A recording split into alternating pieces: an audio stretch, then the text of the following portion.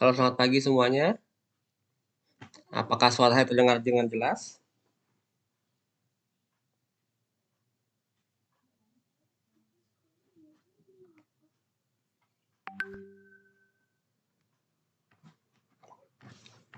Halo. Halo, selamat pagi. Apakah suara saya terdengar dengan jelas? Pagi, Pak. Nih, jelas, Pak. Oke, terima kasih. Oke, saya mengingatkan kemarin ya, materi kemarin di terakhir itu ya. Ya, kok nggak jalan ini? Sebentar, bentar.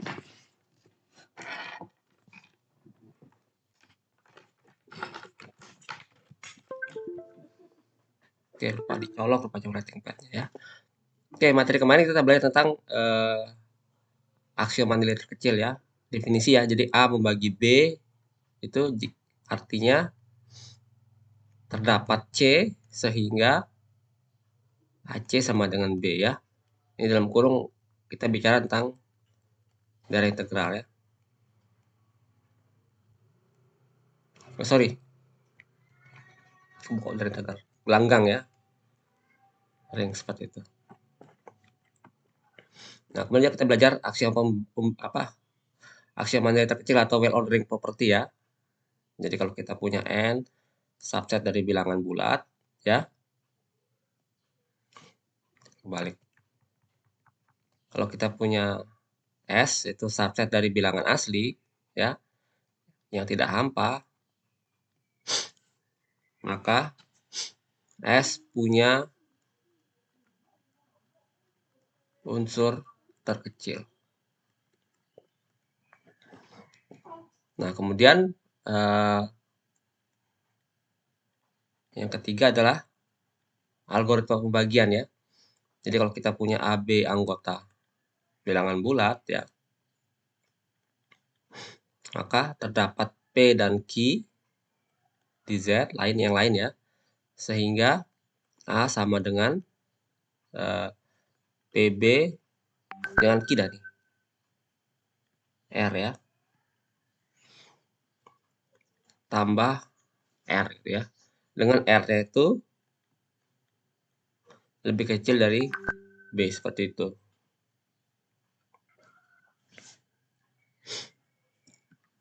Oke,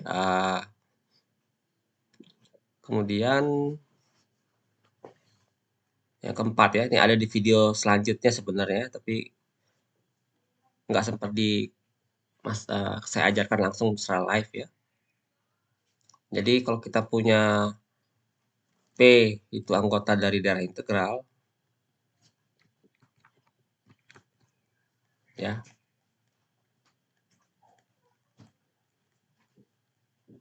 Oke, maka P dikatakan bilangan prima apabila untuk setiap A dan B anggota D dengan P membagi AB itu berakibat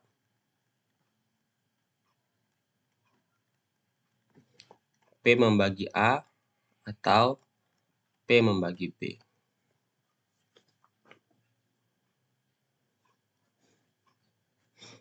Ya, ini kita tahu bahwa kalau P sama dengan membagi AB artinya A dan B-nya adalah faktor dari P ya, seperti itu. Nah, kalau A dan B faktor dari P, artinya A atau B itu salah satu adalah apa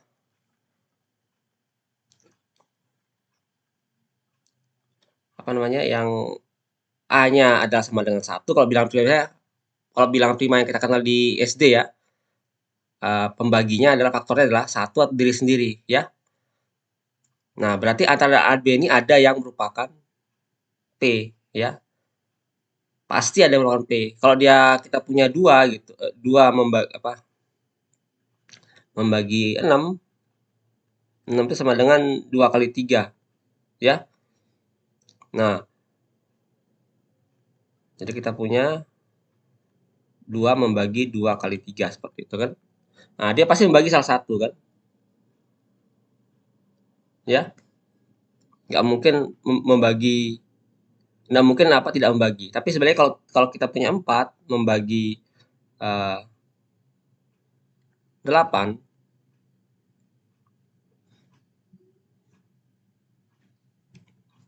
oke? Atau jangan 12 lah ya. 4 bagi 12, 12 itu adalah 4 kali 3 ya. Oh, yang 4 kali 3 adalah 2 kali 6. Maka 4 tidak membagi 2 dan 4 tidak membagi 6 ya. Jadi ini tidak dipenuhi seperti itu. Ya. Tapi kalau 4 membagi 8 kita bilang tadi, ini faktornya pas apa? 4 pasti membagi kan 8 sama dengan 2 kali 4 ya. 4 pasti membagi 4 ya. Tapi ingat ini ada kata untuk setiap ya. Untuk setiap. Jadi apapun pilihan angka yang di sebelah kanan ya. Kalau dia bilangan prima pasti dia membagi salah satu ya. Tapi kalau dia bukan bilangan prima berarti ada A dan B sehingga ada A dan B contohnya di 4 ini di 4 ini sehingga ya 4 tidak membagi 2 dan 4 tidak membagi 6 seperti itu ya. Jadi kata-kata untuk setiap AB-nya sini krusial ya. Kalau bilangan prima itu harus untuk setiap AB yang memenuhi yang seperti ini, maka mau nggak mau pilihannya cuman P-nya membagi A atau P-nya bagi B.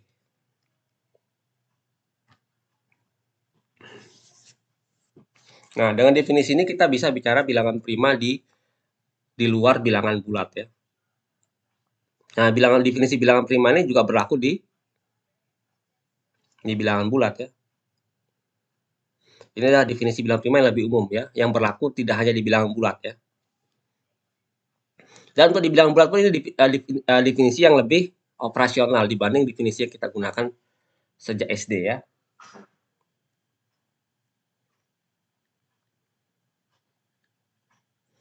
Oh, ini ada tambahan ya.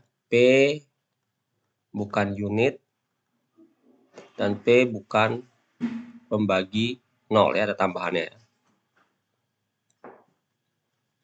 Ya, ingat kalau di SD juga ada tambahan, P-nya nggak boleh 1 dan P-nya nggak boleh 0 ya.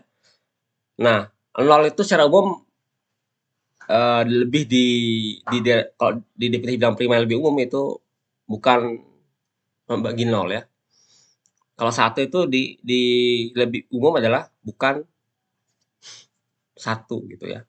Jadi ini mewakili 1, ini mewakili 0 kalau di definisi yang kita kenal di SD.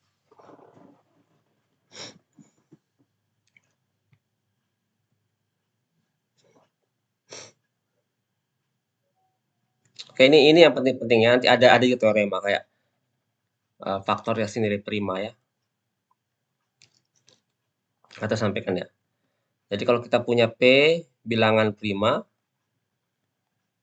ya. Ini namanya teorema fundamental aritmetika. Jadi kalau P bilangan prima maka sorry. Jika P anggota atau A ya, A anggota R, di mana R-nya daerah integral ya, maka A bisa tulis sebagai P1 kali P2 sampai PK. Ya, dengan PI itu bilangan prima yang berbeda.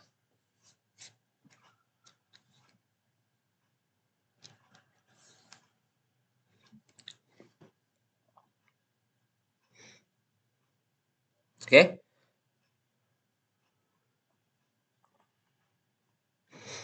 Nah, kemarin kita eh, berkaca pada apa namanya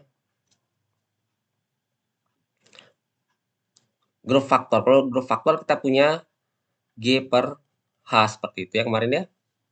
Maka di materi kita kali ini kita bicara tentang ring faktor ya.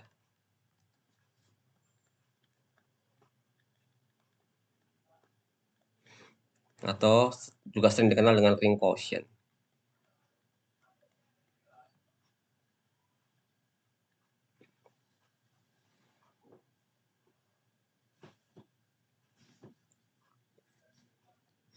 Nah, kalau kalian nonton video yang saya share di grup ya, saya hanya meringkasnya di sini ya.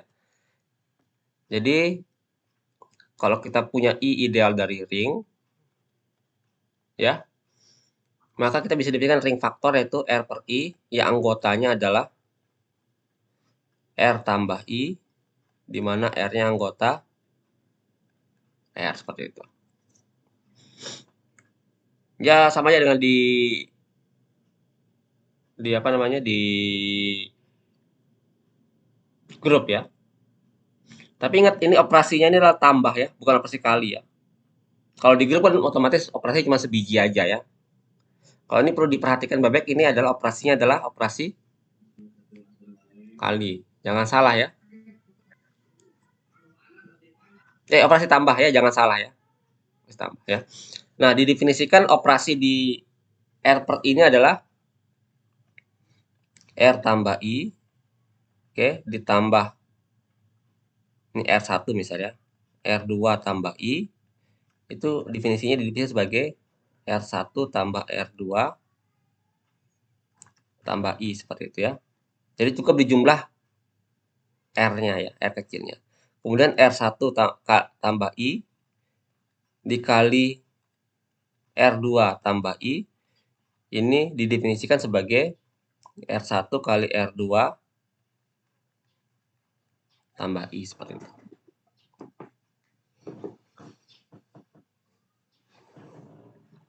Nah, seperti di grup kita harus tunjukkan bahwa operasinya adalah well defined ya.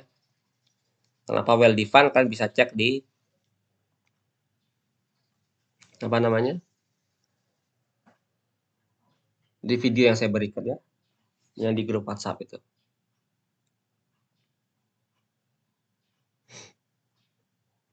Tapi akan saya berikan ilustrasi yang lebih enak ya, dengan contoh ya.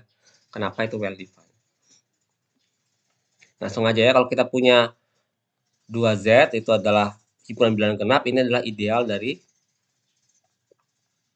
kok R sih? Dari Z ya. Ideal dari bilangan bulat. Ya. Ini saya tulis I, ini saya tulis R ya. Biar lebih mudah nulisnya ya. Itu aja sebenarnya.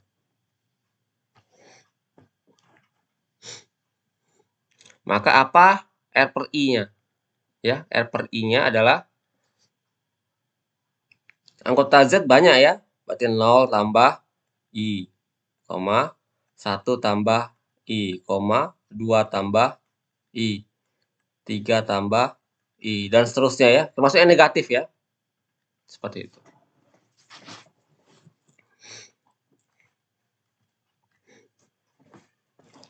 Oke, apa itu 0 tambah I?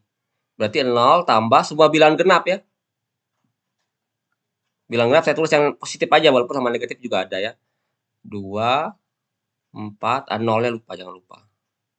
6, dan seterusnya ya. Ini hasilnya pasti nggak berubah ya, sama dengan 0, 2, 4, 6, dan seterusnya ya. Karena 0 ini tambah 0, 0 tambah 2, 0 tambah 4, 0 tambah 6, nggak berubah ya. Jadi ini sama dengan I sebenarnya. Ya. Nah, kita lihat juga yang 1 tambah I. Ya. Atau 1 tambah 0, 2, 4, dan seterusnya ya. Ini sama dengan 1, 3, 5, dan seterusnya ya. Ini tidak sama dengan I. Kita lihat yang 2. 2 tambah. Oke, ini sama dengan 2, 4, 6. Tapi sebenarnya kalau min 2 tambah 2 kan ada min 2 di sini sebenarnya, di sebelah kiri ada min 2. Min 2 tambah 2 itu 0 ya. Jadi 0-nya muncul lagi sebenarnya ya. Dan seterusnya. Dan ini otomatis sama dengan I.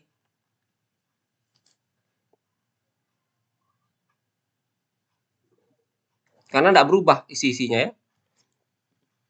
Kalau 3 tambah I, ini sama dengan 5. 3 tambah 0, sorry, 3 dulu ya. 3 tambah 2, 5. 3 tambah 4, 7, dan seterusnya. Ya. Tapi kalau kita min 2 tambah 3 adalah 1 ya. 1 muncul lagi di sini ya. Jadi sebenarnya ini sama dengan ini ya. Jadi 3 plus I itu sama dengan 1 plus I. Nanti kalau kita coba 4 plus I, itu akan sama dengan I lagi gitu. Kemudian 5 tambah I, itu sama dengan 1 plus I lagi. Ya, bisa kalian coba berkali-kali ya. Jadi sebenarnya R per I itu cuma 2 anggotanya. Yaitu I sendiri 0 tambah I ini ya, 0 tambah I. Dan 1 tambah I.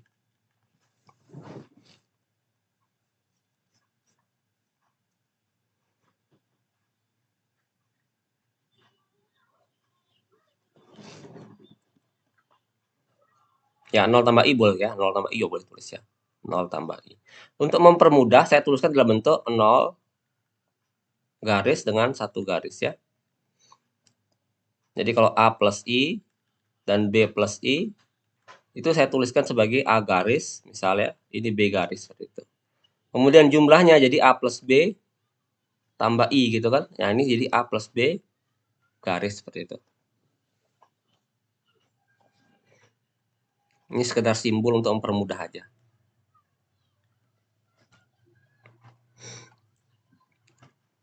Nah, menurut definisi, 0 garis tambah 0 garis ya sama dengan 0. Ya. 0 garis tambah 1 garis sama dengan 1 garis ya. 1 garis tambah 0 garis sama dengan 1 garis. Menurut definisi ini ya. Definisi yang ini ya. Yang sebelah kanan ini cuma sekedar simbolnya aja. Ya, kemudian 1 garis tambah 1 garis sama dengan 2 garis ya. Atau 2 tambah I. Tapi karena 2 tambah I tadi sama dengan 0 tambah I ya, maka ini akan sama dengan 0. Jadi kita punya 1 itu punya inverse terhadap pasti tambah ya. Nah, perkalian juga sama ya. 0 garis kali 0 garis itu sama dengan menurut aturan ya. Sama dengan 0 garis ya. 0 garis kali 1 garis sama dengan 0 garis. 1 garis kali 0 garis sama dengan 0 garis ya. 1 garis kali 1 garis sama dengan 1 garis menurut aturan ya yang kita buat.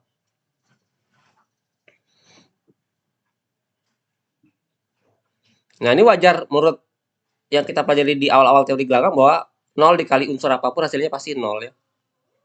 Wajar. Jadi ini menunjukkan sepertinya ini akan membentuk gelanggang ya. Dan yang unsur tak 0, 1 dia punya inverse, yaitu dirinya sendiri ya. Sama kayak dibilang bulat 1 inverse-nya dari 1 juga ya. 1 kali 1 sama dengan 1 seperti itu. Ya, jadi membentuk gelanggang. Seperti itu ya. Nah, R per I di sini ya. Z per 2Z ini isi anggotanya adalah 0 dengan 1 seperti itu ya. Dan ini yang kita kenal dengan istilah Z2.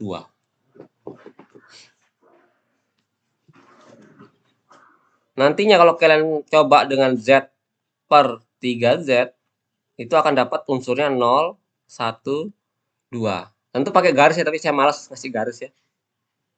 Ini akan sama dengan Z3. Dan seterusnya, Z per NZ itu akan sama dengan 0, 1, 2, sampai N-1.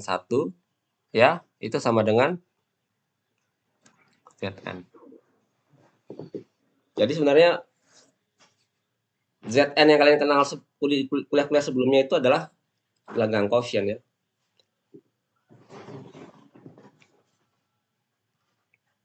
Ya, ini sudah saya ilustrasikan di grup juga ya, kurang lebih sama.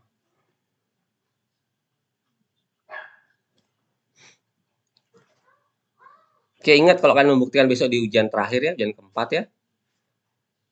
Kalau enggak spesifik dibilang-bilang bulat, jangan kalian pakai ilustrasi yang saya berikan ini ya. Udah pasti salah gitu. Enggak akan saya pertimbangkan benar salahnya, saya kasih 0 gitu. Jadi membuktikan pakai contoh ya. Jadi seperti ngomong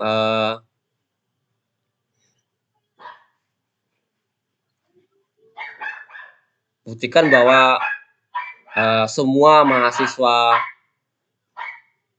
matematika dapat IP 4 gitu, ya. Ini kan kasih buktinya ya dengan beri contoh ya. Contohnya nggak tanggung-tanggung Habibah kalian kasih contoh ya. Ijazah Habibah dapat IP 4 ya. Tapi itu namanya cherry picking ya. Cherry picking itu kesalahan logika yang paling standar ya. Jadi mengambil contoh sebagai bukti. Oke, boleh mengambil contoh sebagai bukti, yang penting contoh yang diambil itu adalah contoh sembarang, ya. Secara aljabar emang nggak mungkin ya, kalau kalau kita bicara uh, dunia nyata seperti itu ya. Nah, oleh karena itu hadirlah statistik ya, pengambilan sampel namanya. Itu sampel itu dianggap pengambilan sembarang di aljabar ya. Itu bisa dibuat serandom mungkin, bisa bisa diatur serandom mungkin ya sebenarnya. Nah, makanya itu dipakai di yang namanya apa? Quick count seperti itu ya. Jadi statistik itu hadir untuk sebenarnya menerapkan aljabar, cuman dengan membuat perbedaan yaitu adalah pengambilan sembarangnya jadi pengambilan sampel gitu. Itu aja bedanya aljabar statistik sebenarnya ya. Jadi pengambilan sampelnya dibuat sesembarang mungkin agar semua teori aljabar itu berlaku. Ya itu dilakukan di quick count seperti itu. Ya pengambilan sembarang statistik juga nggak boleh sembarang ya. Itu tidak dikatakan cherry picking selama dia memenuhi kaidah random tadi itu ya. Nah, kita bisa ngasih contoh, misal kita ngambil contoh sampelnya harus lebih banyak gitu ya. Misalkan kalian mengatakan bahwa apa ya contohnya? Oke, rokok itu ingin memberikan argumen bahwa rokok itu tidak menyebabkan kanker. Kalian ambil contoh, mungkin kakek saya, kebetulan contohnya kakek saya ngerokok umurnya panjang. Bapak saya ngerokok umurnya panjang gitu ya. Malah yang tidak merokok di sekitar mereka sudah meninggal begitu ya. Nah, itu cherry picking itu ya. Karena kita mengambil contoh yang kita tahu aja gitu.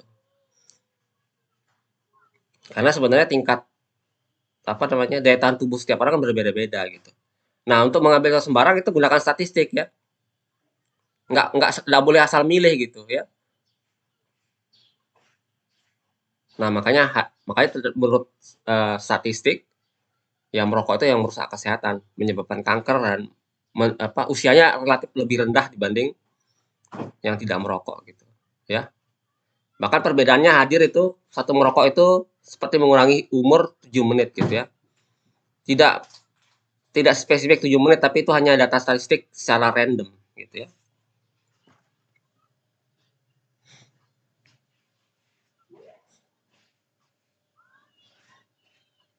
Nah, oke deh. Sudah agak jauh dari materi sebenarnya. Kita malah belajar statistik. Oke, kita balik uh, ke materi ya. Kemarin sudah kita belajar ada ideal maksimal sama ideal prima ya. Udah definisinya udah jelas ya. Maksimal sama ideal prima. Ini definisi sudah saya berikan ya.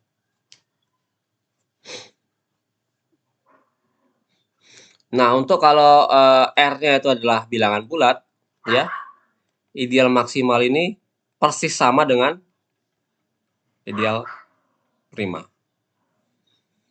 Kalau kita pengen bicara gelanggang yang atau gelanggang di mana ideal maksimal tidak sama ideal prima, nanti kalian bisa ambil mata kuliah aljabar abstrak ya.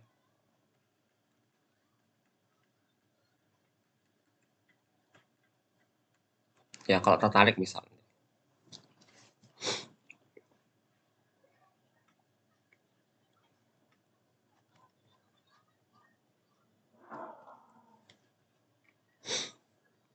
Oke,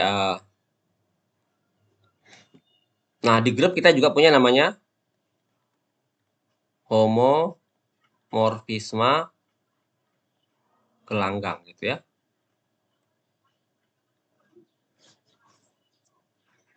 Oke, jadi kita punya R dan S itu suatu ring atau gelanggang ya.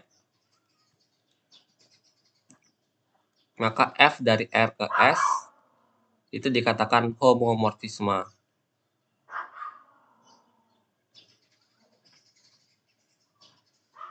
gelanggang ya.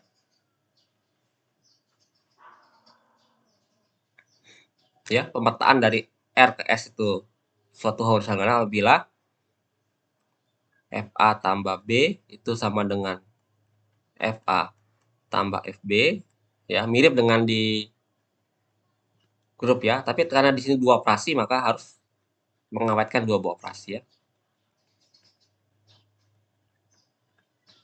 Ya, ini untuk setiap A dan B di kode S di R seperti itu.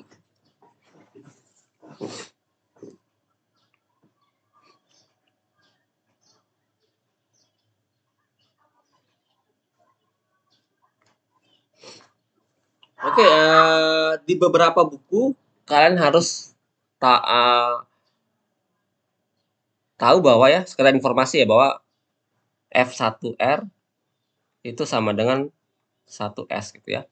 Jadi identitas perkalian di R dipetakan ke identitas perkalian di S ya. Tapi karena kita menggunakan definisi gelanggang tidak tidak mesti R yang mengandung unsur kesatuan, maka ini tidak kita gunakan ya. Definisi tidak kita gunakan. Apakah dua definisi berbeda ini bertentangan? Sama sekali tidak bertentangan ya. Cuman nanti teoremanya nanti terlihat seperti berbeda ya, tapi pada dasarnya sama.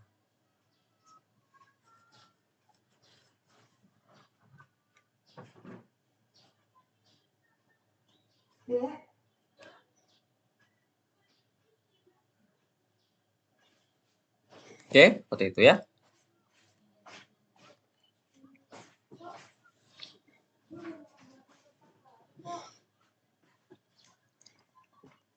Oke, kalau di apa namanya? Di grup ya, kita definisikan ada inti ya. Ker F ini sama dengan apa namanya?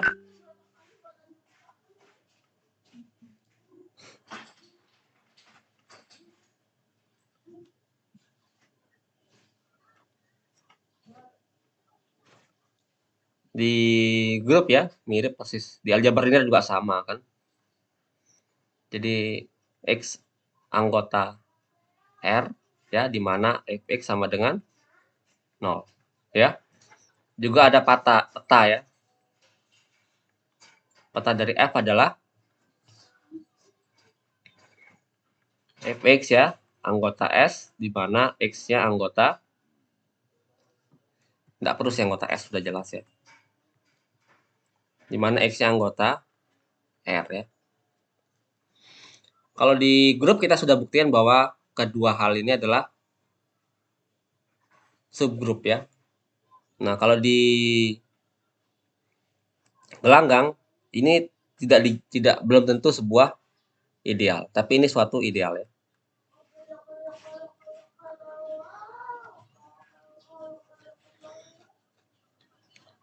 Ya, kalian bisa lihat argumennya di video yang saya berikan ya. Oh, kalau nggak salah nggak disuruh sebagai latihan ya. Oke, ini argumennya kenapa image itu tidak apa namanya, bukan suatu ideal, kan bisa lihat argumennya di video ya. Sementara kalau yang ini ya, dia itu suatu ideal ya.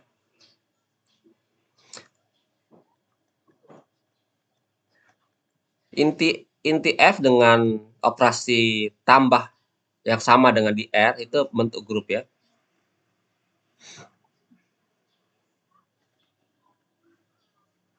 Ya, bentuk grup komutatif ya. Karena apa ya? Di grup sudah kita tahu ini ya. Jadi nggak perlu kita bahas. Yang kita bahas cuman apa namanya,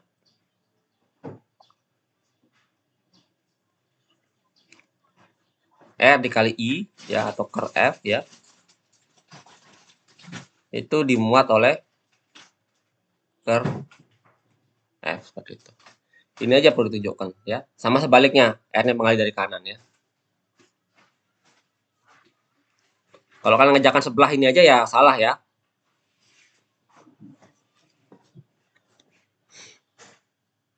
Nah, kalau kita ambil sembarang R anggota R ya, dan I anggota curve F ya.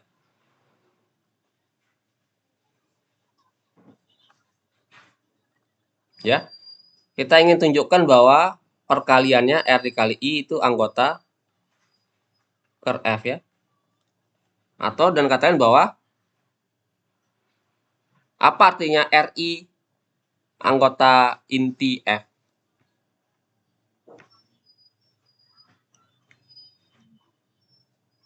Hayun gimana? Hayun Isran? Apa artinya demikian?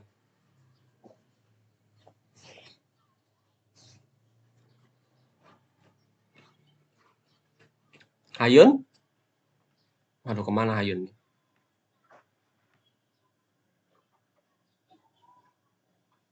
Nanti Hayun masuk lagi ya.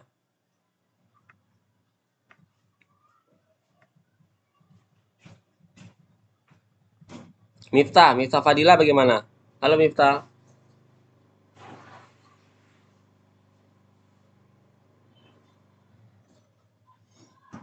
Waduh, Miftah kemana ini?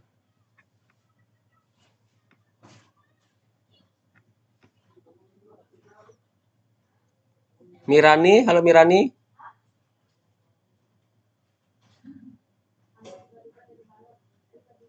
Mirani juga nggak tahu jelas kemana ya. Nanti bisa masuk lagi.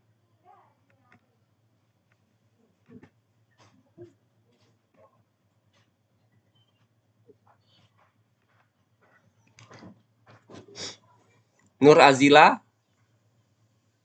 Halo Nur Azila. Iya, Pak. Apa artinya RI anggota inti F? RI sama dengan 0, Pak. Ya, kurang tepat ya sebenarnya, harusnya RI dipetakan menjadi 0 gitu ya. Iya, Pak. Ya, kurang dikit lagi. Jangan sampai lupa nanti ujian ya. Iya, Pak.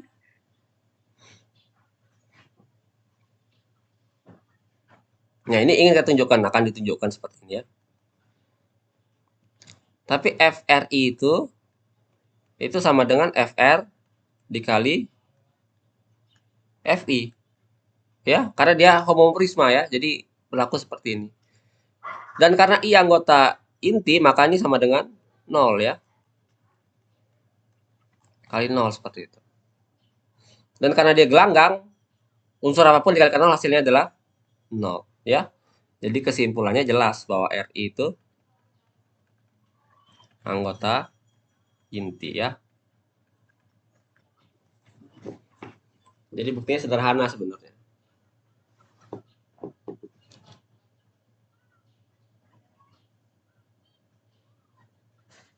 Ada yang nggak jelas sejauh ini?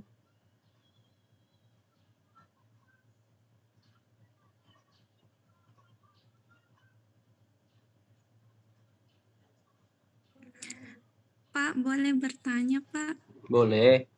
Yang atas tadi itu? Oke, yang atas. Oke.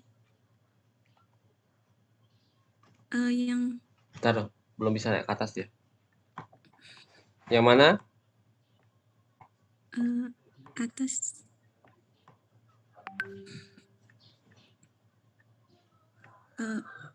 yang pokoknya baru-baru anu tuh, Pak.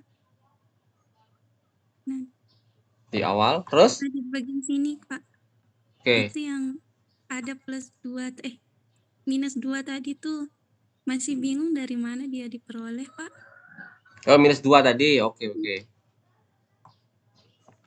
Ini sebenarnya kan isinya I itu adalah Itu bilangan genap ya. Bilangan genap itu artinya isinya adalah min 4, min 2, 0, 2, 4, dan seterusnya gitu ya. Semua bilangan yang kelipatan 2 itu, semua bilangan ini adalah apa namanya? Bilangan genap ya. Jadi min 2-nya ada sebenarnya. Min 4-nya ada, min 6-nya ada, sampai minus yang besar-besar juga ada ya. Jadi makanya di sini tidak tulis min 2 sekedar untuk mempermudah penulisan ya. Sebenarnya ada gitu.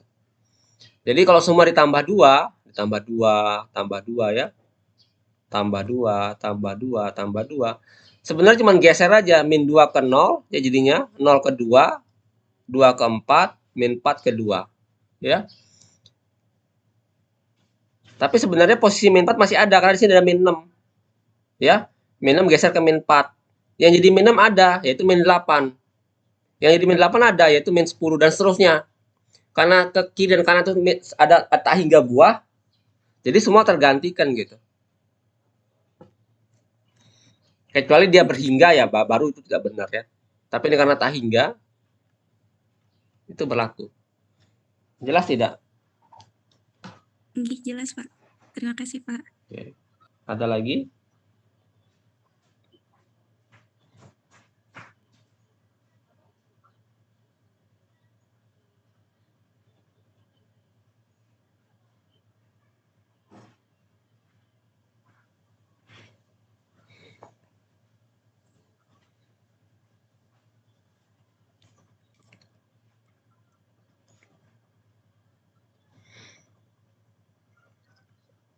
Oke, tadi kita sudah apa namanya?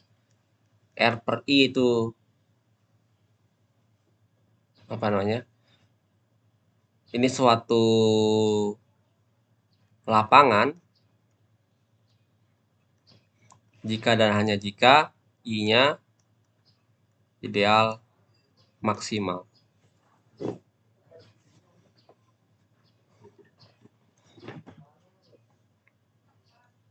Oke, ini yang dari kemarin soalnya batal-batal terus dibahas ya.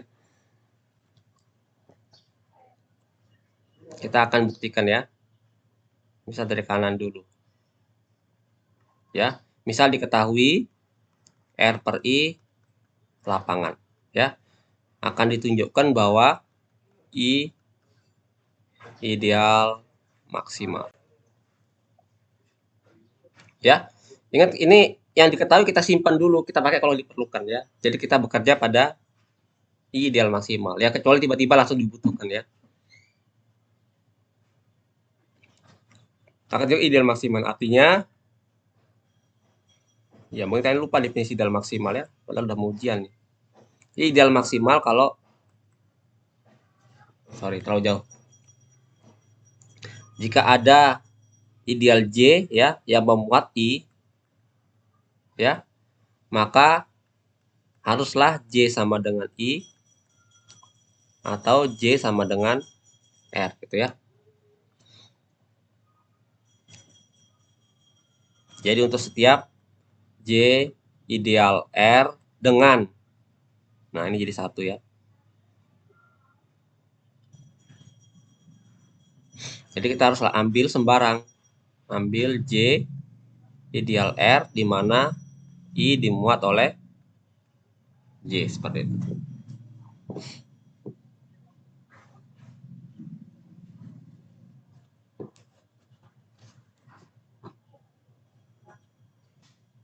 Nah, tapi ini buktinya nggak perlu seperti itu ya.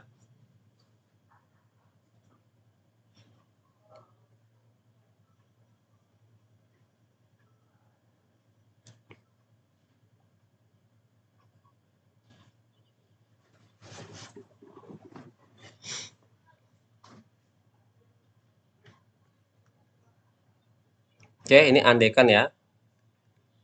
Andaikan I tidak sama dengan J.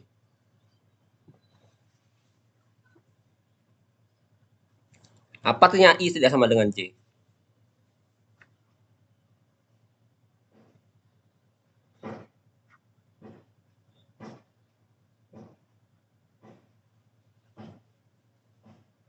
Nabila gimana? Apa artinya I tidak sama dengan J?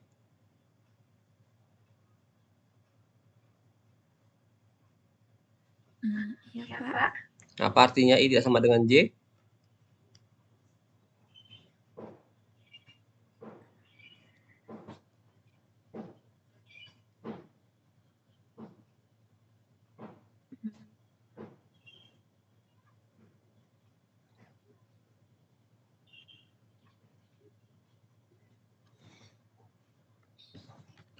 Ya, ini artinya terdapat X di J, ya, di mana X bukan anggota I, seperti itu ya. Jadi ada anggota J yang tidak ada di I, karena I-nya dimuat oleh J ya. Kalau dia tidak sama, artinya ada anggota J yang tidak dimuat oleh I. Seperti itu.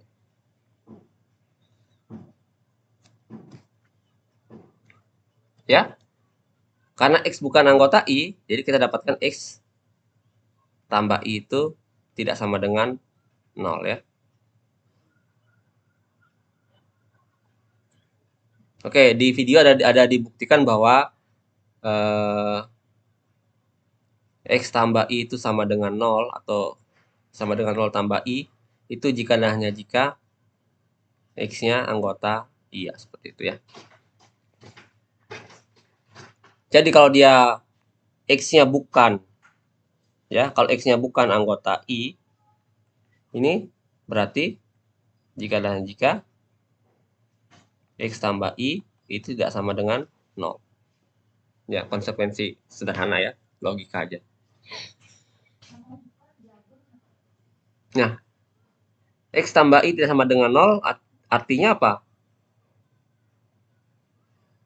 R per I lapangan, artinya ada inverse-nya ya. Jadi terdapat Y plus I anggota R per I, ya. Sehingga X tambah I dikali Y tambah I itu sama dengan 1. Ya. Dan ini sama dengan adalah XY tambah I sama dengan 1 tambah I ya. Ya, seperti itu benar ya.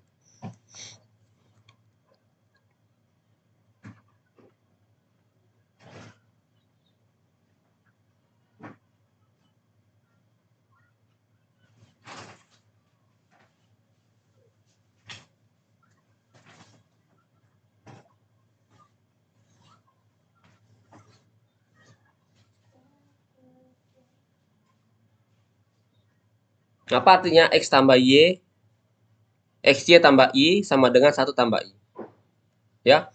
Jadi kalau kayak di grup ya, kalau kita punya A tambah I sama dengan B tambah I, maka kesimpulannya adalah jika dan jika malah ya, A min B anggota I seperti itu. Artinya XY minus 1 itu anggota I. Ya. Ini ada di video ya.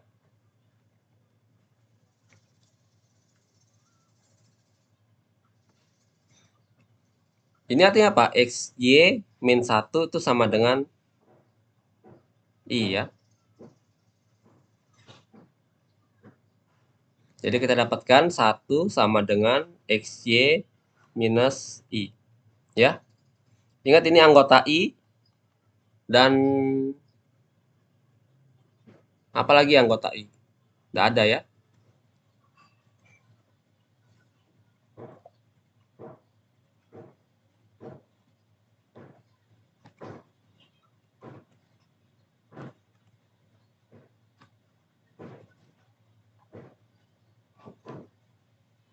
Sorry.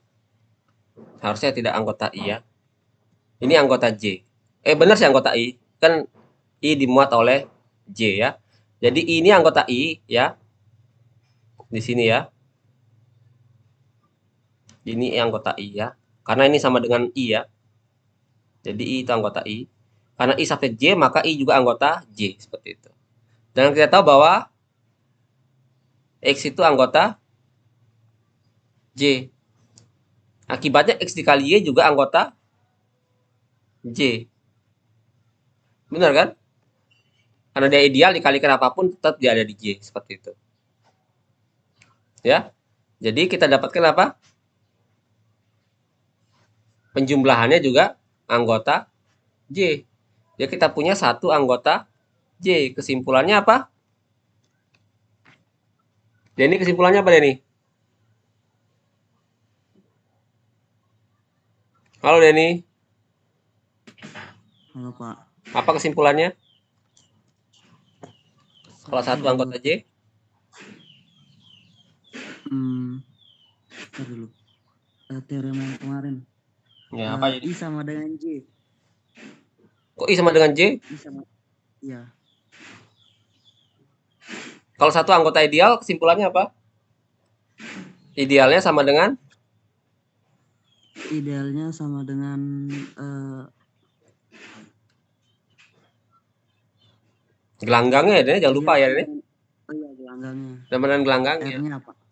Ya, Ya, oke. lupa. Jadi ini udah terbukti ya.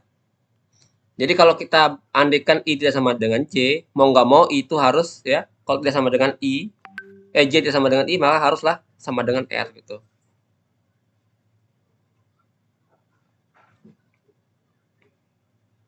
Ya, jadi terbukti bahwa J-nya, sorry kok J-nya. I-nya adalah ideal maksimal.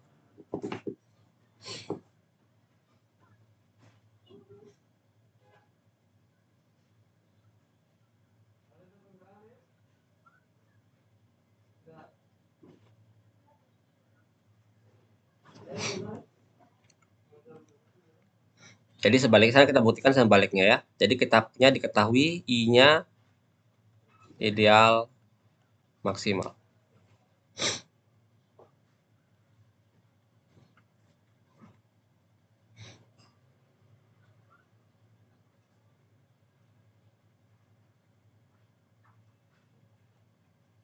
Oke, akan ditunjukkan bahwa R per I itu lapangan. Nah, ingat lagi-lagi kita fokus di R per I adalah apa namanya? Lapangannya ya. Kita harus tunjukkan bahwa I-nya ideal maksimal. Berarti untuk menunjukkan R per I lapangan cukup kita tunjukkan bahwa setiap unsur tak nolnya pasti punya inverse ya. Misalkan X anggota R per I, atau gampangnya gini aja dah, biar jelas ya. X plus I itu anggota R per I, ya. Ambil sembarang ya. Yang tak nol tapi ya. Ini tidak sama dengan nol. Tidak sama dengan I jadinya.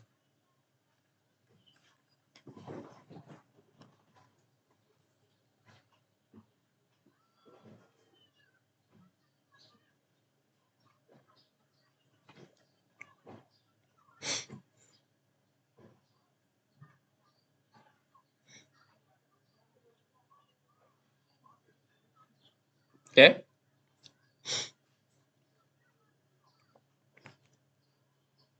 Kita akan kita tunjukkan bahwa ini adalah ideal. Kita tunjukkan ini punya inverse ya. Tapi karena X plus I tidak sama dengan I, artinya apa? X bukan anggota. Iya.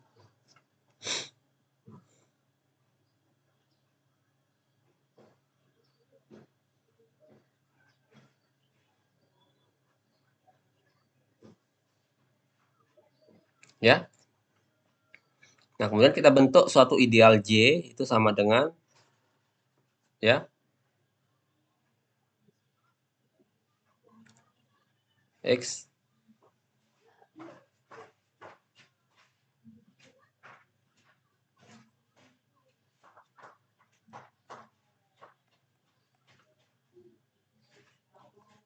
X anggota I anggota I.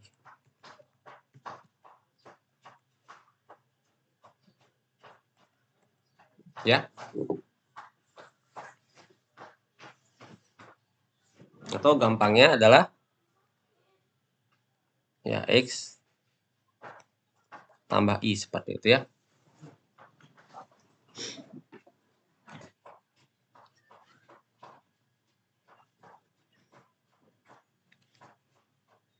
Apa yang dengan J? J itu bentuk ideal ya.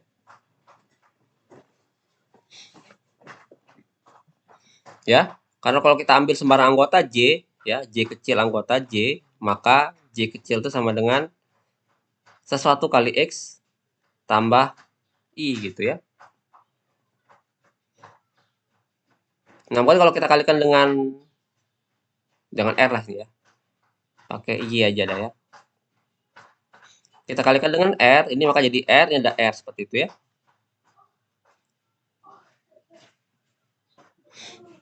Ya. Nah, ini tetap anggota I ya, karena I-nya ideal. Ya, dan ini tetap anggota X karena ini ya bentuknya adalah sesuatu di R dikalikan X seperti itu ya. Jadi ini tetap RJ tetap juga anggota J ya. Nah, arah sebaliknya juga sama. Jadi J itu adalah suatu ideal ya. Nggak usah tulis seperti ini ya. Ini yang benar sebenarnya. Ya. Jadi kita simpulkan bahwa J-nya adalah ideal. Ya. Di mana J itu memuat I dan J tidak sama dengan I. Karena ada X yang bukan anggota I dan X-nya I anggota J. Jadi kesimpulannya adalah J sama dengan R.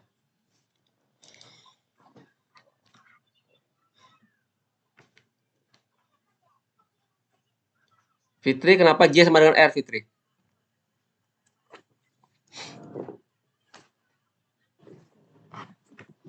Halo, Ririn. Iya, Pak. Kenapa J-nya sama dengan R? Karena J... Bentar, Pak.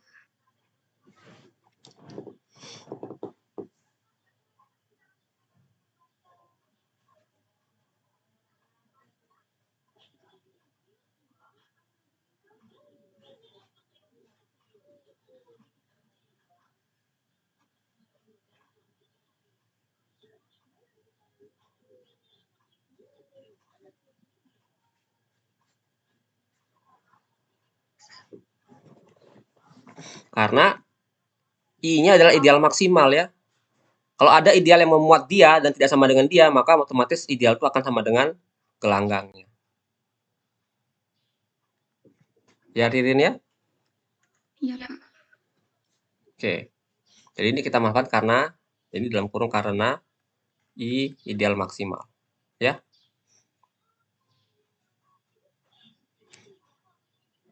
J sama dengan R artinya satu anggota J seperti itu.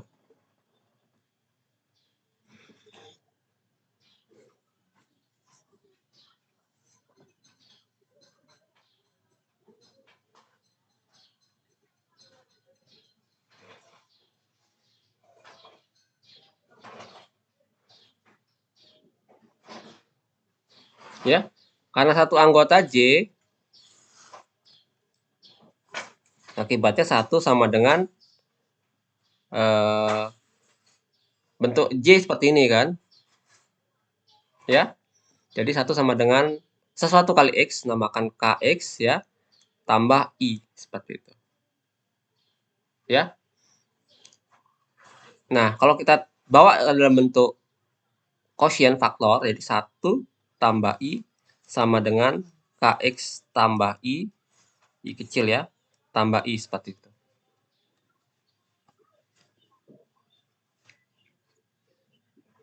Sama kayak kalau kita punya di Z8 ya. Ya, dengan idealnya adalah, oh jangan Z8, Z aja ya. Z ya, dengan idealnya adalah 4Z seperti itu ya, atau 3Z aja biar gampang ya.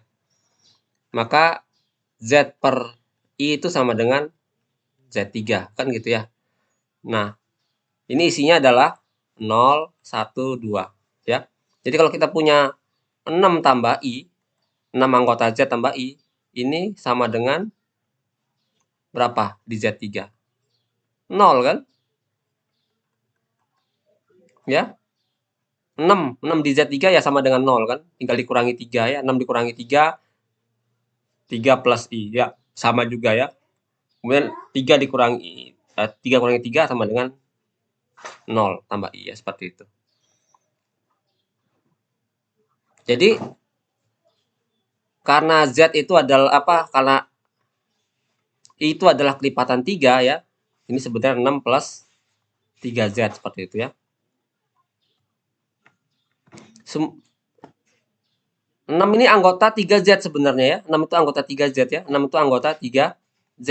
Jadi 6 itu boleh masuk ke sini gitu. Jadi sama dengan 0 tambah 3Z. Seperti itu.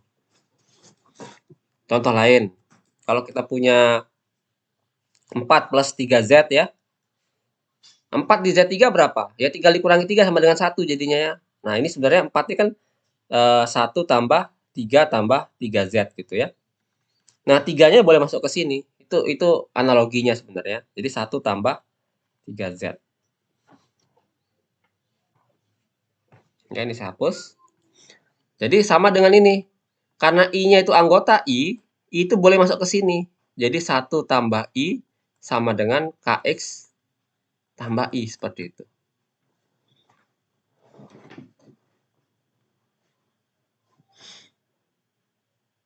Dan 1 tambah I itu sama dengan K tambah I dikali X tambah I.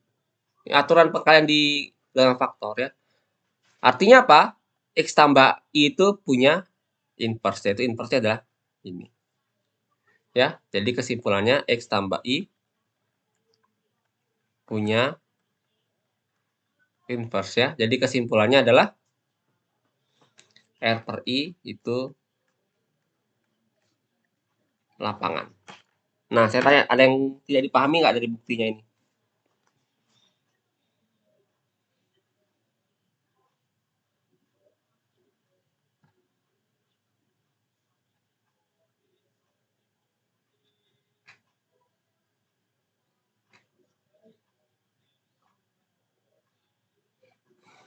Kalau nggak jelas ya, kalau sudah jelas ya, ya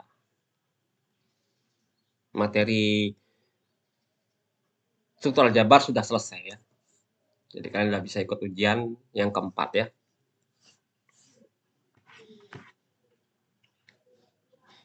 Oke, sekian kelas saya kalau nggak ada bertanya ya. Nanti kita ujian tidak Sabtu ini ya. Jadi minggu depan sudah mulai masuk ke ujian akhir semester ya, jadwal ujian akhir semester. Tanggal 7 kalau nggak salah udah mulai ya. Jadi Senin besok lah ya.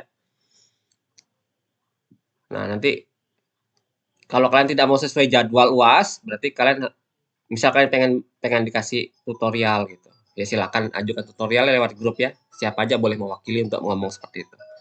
Jadi kita paling cepat ujiannya itu minggu kedua seperti itu. Oke, saya harap jelas. Kita akhiri ya. Kita akhiri perkuliahan.